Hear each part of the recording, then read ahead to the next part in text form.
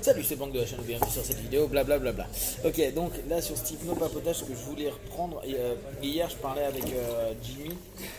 Donc là Jimmy, j'espère qu'il viendra tout à l'heure, ça serait bien pour le papotage. Là en ce moment sur les forums, en tout cas sur un forum, on envoie des screenshots sur tout ce qui peut être, en ce moment il y a un questionnement sur l'hypnose, sur ce qu'est l'hypnose, ce qui n'est pas l'hypnose, et qu'est-ce que c'est être hypnothérapeute, praticien, accompagnant, etc. Et ce matin, moi j'ai fait une vidéo là sur la notion de trans, je sais pas si tu l'as vu. Où pour moi, à partir du moment déjà où tu commences à définir trans, tu commences à inclure trans dans le process hypnose. Tu peux dire il y a une transe hypnotique, mais il y a des trans qui sont autres, ostéopathique, kinesthésique, non ça se dirait pas comme ça. Kinéthérapie, etc. Donc à ce moment-là, bon, le fait de pouvoir, d'un point de vue sémantique, rajouter la notion de trans permet de modifier la perception de la définition et donc modifier la perception de la discipline telle qu'on peut la pratiquer.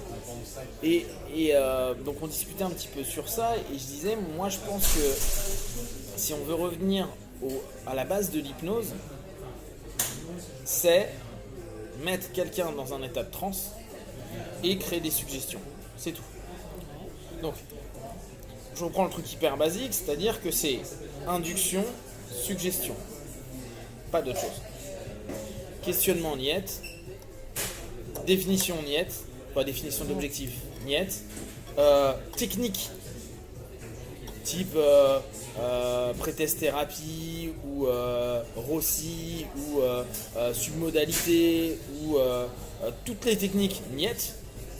Parce qu'en fait, c'est des éléments stratégiques, c'est pas le terme, mais on va dire tactiques, pour utiliser une modification de la perception liée à la transe pour permettre à la personne de se transformer. Mais on n'est plus dans de la suggestion directe ou indirecte. Donc on sort de l'hypnose. Oui, si on reprend de l'hypnose, vraiment basiquement, c'est je crée un état de transe, en général sur une induction, directe et ou indirecte. Et à partir de là, je balance de la suggestion métaphorique, indirecte ou directe. C'est tout. Et après, j'émerge. Ce qui fait que le partenaire, logiquement, il va avoir la sensation. Alors après, les profondeurs de transe, ça se discute parce que tout à chacun les perçoit, chacun à sa manière. Il y en a qui vont dire je suis profond alors qu'ils ne le sont pas, ou inversement quand ils ne le sont pas, parce que les phénomènes hypnotiques associés à une profondeur de transe ne matchent pas. Ou au contraire, ils sont en somnambulique, mais ils vont dire ah ben non, mais moi j'ai pas l'impression de l'être.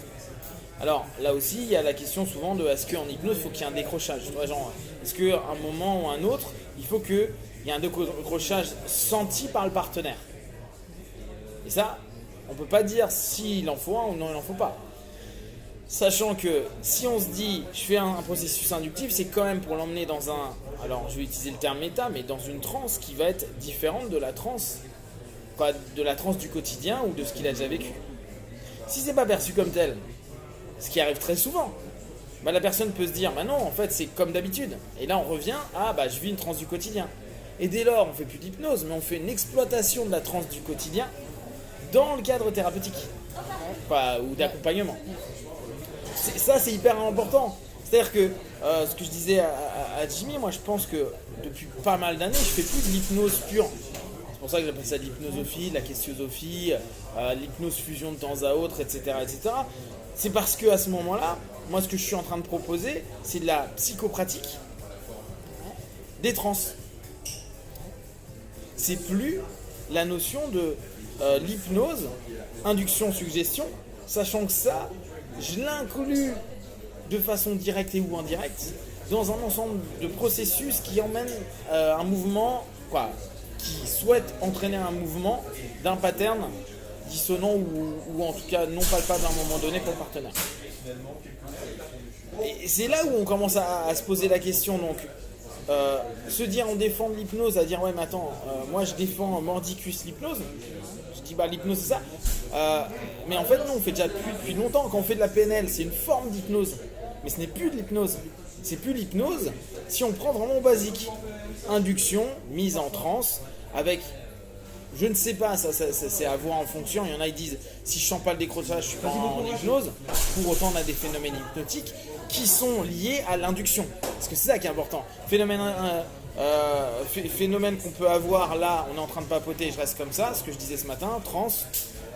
Je peux me dire, là, j'ai un phénomène qui est non hypnotique, qui est pourtant lié à une transe du quotidien, qui est donc un phénomène de transe, mais pas un phénomène hypnotique. Par contre, dans mon cadre, où je t'ai formalisé l'induction, donc on revient sur le ritualisé, butterfly, ou très bien, maintenant vous êtes bien assis, ok, fermez vos yeux pendant quelques instants, je vais simplement vous demander d'être à la fois ici et ailleurs, dans cet ailleurs vous êtes plus proche d'ici, etc.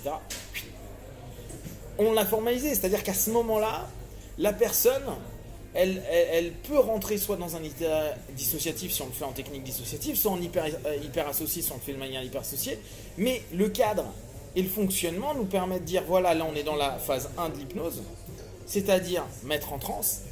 Transe qui va dès lors se nommer hypnotique, parce que dans le cadre qu'il permet avec les rituels associés à ce cadre-là. Et après, suggestion. Très bien, à partir de maintenant, vous allez vous imaginer cela, ou, ok, très bien, à partir de maintenant, tu commences à te répéter petit à petit, je suis capable de blablabla. Fais ça maintenant. Okay. Et c'est là où on va commencer à percevoir que on a fait une séance d'hypnose pure. Par contre, si je commence à... alors après, je peux rajouter, c'est ce qui s'est passé avec l'éricksonien, l'hellmanien, le kainien, le boynien, voilà, toutes les formes d'hypnose. Ils ont rajouté un pré-talk, ils ont rajouté un questionnement, une anamnèse, ils ont rajouté des techniques provenant d'autres systèmes. Ça, c'est cool. Par exemple, quand on fait une thérapie des parties, c'est gestaltique. C'est purement et simplement gestaltique. Même un Rossi, c'est gestaltique sur l'aspect, sur le fonctionnement, hormis le mouvement idéomoteur. Mais le mouvement idéomoteur, on peut l'avoir, même sous une transe qui est une transe de jeu. Imagine que tes mains s'approchent, sans forcément que ce soit une transe hypnotique, mais non identifiée comme hypnotique, mais identifiée comme une transe de jeu, avec visualisation, perception et signe idéomoteur.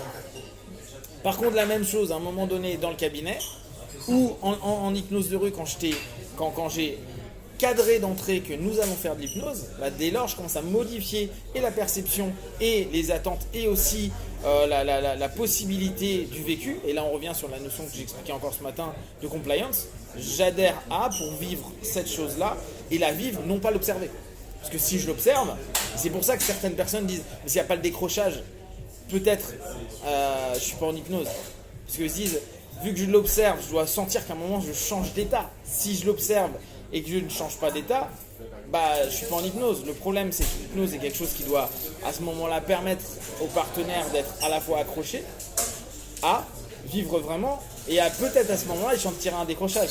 Mais s'il l'observe, il est déjà décroché, c'est-à-dire qu'il est dissocié.